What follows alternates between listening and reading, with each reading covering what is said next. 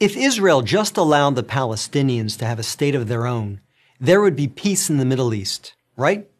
That's what you hear from UN ambassadors, European diplomats, and most college professors. But what if I told you that Israel has already offered the Palestinians a state of their own, and not just once, but on 5 separate occasions? Don't believe me? Let's review the record. After the breakup of the Ottoman Empire following World War I, Britain took control of most of the Middle East, including the area that constitutes modern Israel.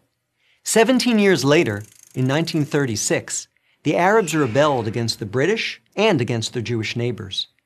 The British formed a task force, the Peel Commission, to study the cause of the rebellion.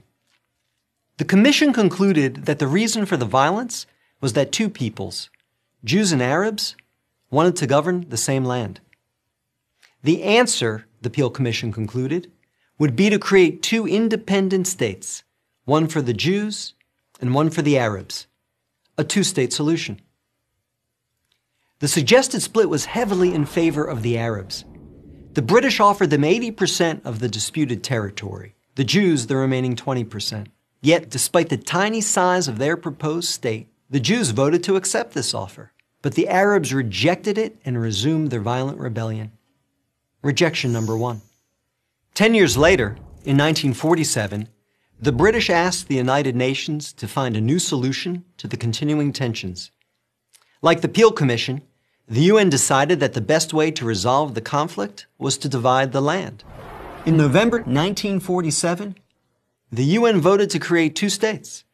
Again, the Jews accepted the offer, and again, the Arabs rejected it. Only this time, they did so by launching an all-out war. Rejection number 2. Jordan, Egypt, Iraq, Lebanon, and Syria joined the conflict. But they failed. Israel won the war and got on with the business of building a new nation. Most of the land set aside by the UN for an Arab state, the West Bank and East Jerusalem, became occupied territory. Occupied not by Israel, but by Jordan. 20 years later, in 1967, the Arabs, led this time by Egypt and joined by Syria and Jordan, once again sought to destroy the Jewish state. The 1967 conflict, known as the Six-Day War, ended in a stunning victory for Israel. Jerusalem and the West Bank, as well as the area known as the Gaza Strip, fell into Israel's hands. The government split over what to do with this new territory. Half wanted to return the West Bank to Jordan and Gaza to Egypt in exchange for peace. The other half wanted to give it to the region's Arabs, who had begun referring to themselves as the Palestinians, in the hope that they would ultimately build their own state there. Neither initiative got very far. A few months later, the Arab League met in Sudan and issued its infamous 3 no's.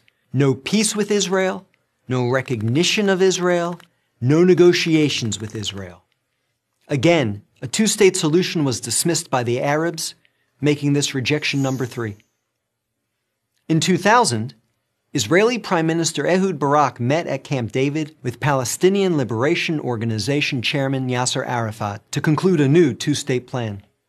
Barak offered Arafat a Palestinian state in all of Gaza and 94% of the West Bank, with East Jerusalem as its capital. But the Palestinian leader rejected the offer. In the words of U.S. President Bill Clinton, Arafat was here 14 days and said no to everything. Instead, the Palestinians launched a bloody wave of suicide bombings that killed over 1,000 Israelis and maimed thousands more on buses, in wedding halls, and in pizza parlors. Rejection number 4. In 2008, Israel tried yet again. Prime Minister Ehud Olmert went even further than Ehud Barak had, expanding the peace offer to include additional land to sweeten the deal. Like his predecessor, the new Palestinian leader, Mahmoud Abbas, turned the deal down. Rejection number 5. In between these last 2 Israeli offers, Israel unilaterally left Gaza, giving the Palestinians complete control there. Instead of developing this territory for the good of its citizens, the Palestinians turned Gaza into a terrorist base from which they have fired thousands of rockets into Israel. Each time Israel has agreed to a Palestinian state, the Palestinians have rejected the offer, often violently. So if you're interested in peace in the Middle East, maybe the answer is not to pressure Israel to make yet another offer of a state to the Palestinians. Maybe the answer is to pressure the Palestinians to finally accept the existence of a Jewish state. I'm David Bragg, Executive Director of the Maccabee Task Force for Prager University. To subscribe to our YouTube channel, click here. To help keep our videos free, donate here.